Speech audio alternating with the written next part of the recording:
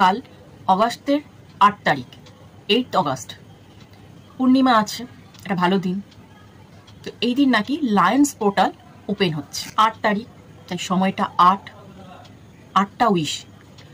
আজ সন্ধ্যে থেকে এরকম ফেসবুক খোলার সাথে সাথে 10-12 জনের এরকম ভিডিও চোখের সামনে এলো, কিন্তু কারোর সাথে কারোর কথার হুবহু মিল পেলাম না। কেউ বলছে সকাল 8টায় করতে, কেউ বলছে রাত 8টায় করতে, কেউ বলছে হলুদ কাগজে লিখতে, কেউ বলছে সাদা কাগজে লিখতে। হলুদ কাগজে ব্লু কালি আর সাদা কাগজে লাল কালি, আবার কেউ বলছে সাদা কাগজে গ্রিন কালি। যারা এই সমস্ত জ্যোতিষী হওয়ার নাম করে মানুষদের ভাওতা দিচ্ছে, তারা নিজেরাই জানে না আসলে কি কালারের কাগজের ওপর কি কালারের পেন দিয়ে লিখতে হবে। আর মানুষকে বলবে কি?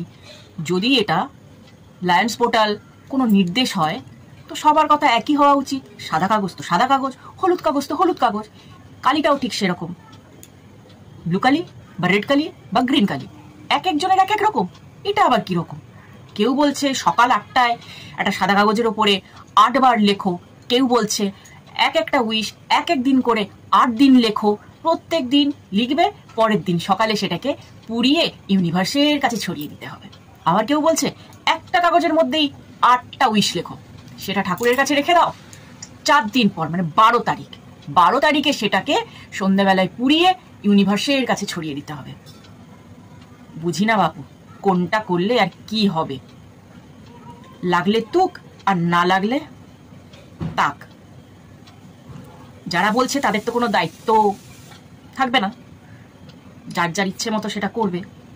এবার তোমরাই ভেবে দেখো, ইউনিভার্স যে এদের স্বপ্নে এসে বলে যায়, সেটাই তো। এনারা হচ্ছেন সব স্বয়ং ভগবানের দূত।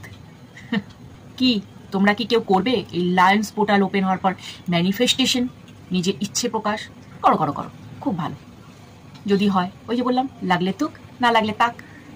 কিন্তু ভেবে নাও কাটটা করবে, হলুদ কাগজে না সাদা কাগজে, গ্রিন কালি না ব্লু কালি না রেড কালি, সকালবেলায় না সন্ধ্যাবেলায়। টাইমটা কিন্তু ওই 8টা, মনে থাকে যেন। এখানে যা আছে সেটার বাইরে কিচ্ছু হবে না, যতই যাই করো। কারোর কথা শুনে চলার আগে একবার ভাবো।